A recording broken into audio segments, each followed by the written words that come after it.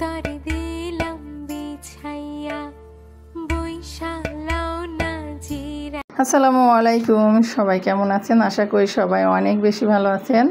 তো আল্লাহর রহমতে আমরাও ভালো আছি। দেখতে পাচ্ছেন সকাল সকাল গোটা মসুর দিয়ে খিচুড়ি করব। তো এই খিচুড়িটা কে কে খেয়েছেন অবশ্যই কমেন্ট করে জানাবেন। তো আমি এই খিচুড়িটা করার জন্য এখানে কিন্তু ভাতের যে চাউলটা সেটাই নিয়েছি, সিদ্ধ চাউলটা।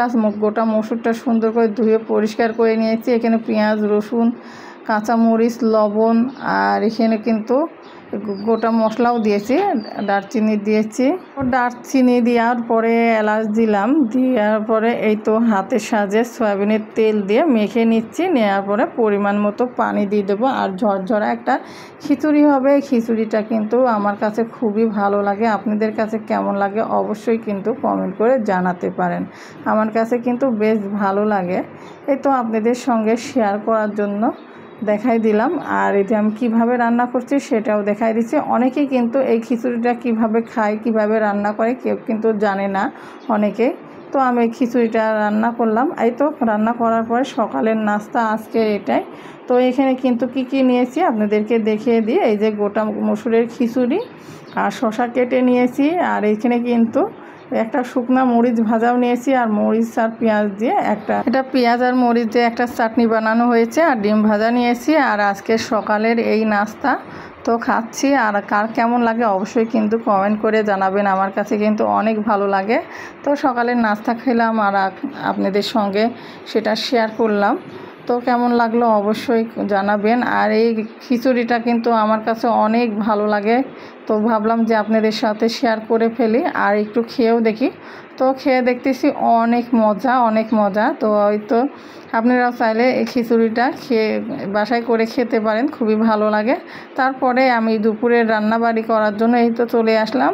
তো এখানে আমি চিলি চিকেন করব, তার জন্য ওই যে মুরগির মাংস দিয়ে মেখে রেখে দিয়েছিলাম। তো এটা এখন রান্না করতেছি। আর এই রেসিপিটা যদি আপনারা দেখতে চান আমার রান্নার চ্যানেল আছে, সেখানে গেলে কিন্তু দেখতে পাবেন। কমেন্ট করে জানাবেন, তাহলে কমেন্টের নিচে লিঙ্কটা দেওয়া থাকবে, আপনারা কিন্তু দেখে নিতে পারেন। চিলি চিকেনের রেসিপিটা অনেক সুন্দর হয়। আর ভেজিটেবল রাইস করব, তো সেগুলি হয়তো বা ওভাবে শেয়ার করা হবে না। তো দেখতে পাচ্ছেন সুন্দরভাবে কিন্তু আমি মেখে নিয়েছি।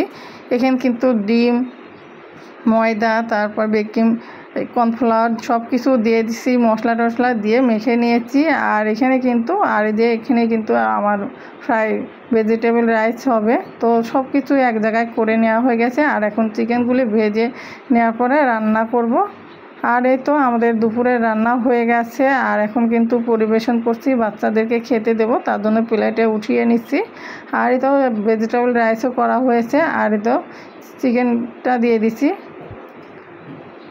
তো এদের দুপুরে খাওয়া দাওয়ার পরে তারপরে একটু রেস্টেরও প্রয়োজন আছে। তারপর যে পরিমাণে গরম পড়তেছে, তারপর সন্ধ্যার সময় কি করব না করব সেটাও একটু আপনাদের সঙ্গে শেয়ার করব। তো ভিডিওটি কেমন লাগলো অবশ্যই সবাই কমেন্ট করে জানাবেন। আর ভালো লাগলে অবশ্যই আমার ইউটিউব চ্যানেলটি সাবস্ক্রাইব করবেন, ফেসবুক পেজটি ফলো করবেন, আর এভাবে সাপোর্ট করে যাবেন। এই তো সন্ধ্যার সময় পুডিং বানিয়েছিলাম, সেই সাবুদানার ডেজার্ট পুডিং। তো আপনাদের সঙ্গে একটু শেয়ার করলাম। এই যে কাটবো, এখন বাচ্চাদেরকে সন্ধ্যার সময় খেতে দেবো, শেয়ার করে ফেললাম। ভিডিওটি সারাদিনের কেমন লাগলো অবশ্যই কমেন্ট করে জানাবেন। আর ভালো লাগলে অবশ্যই আমার পাশে থাকবেন, সাপোর্ট করবেন। আর এই রেসিপিটা দেখতে হলেও কিন্তু আমার রান্নার রেগুলার চ্যানেলে গেলে দেখতে পাবেন। যাই হোক, আপনারা কমেন্ট করে জানাবেন, তাহলে কিন্তু লিঙ্কটা দেওয়া হবে। তো ভালো লাগলে অবশ্যই পাশে থাকবেন আর সাপোর্ট করে যাবেন। এখনকার মতো বিদায় নিচ্ছি, আল্লাহ হাফেজ।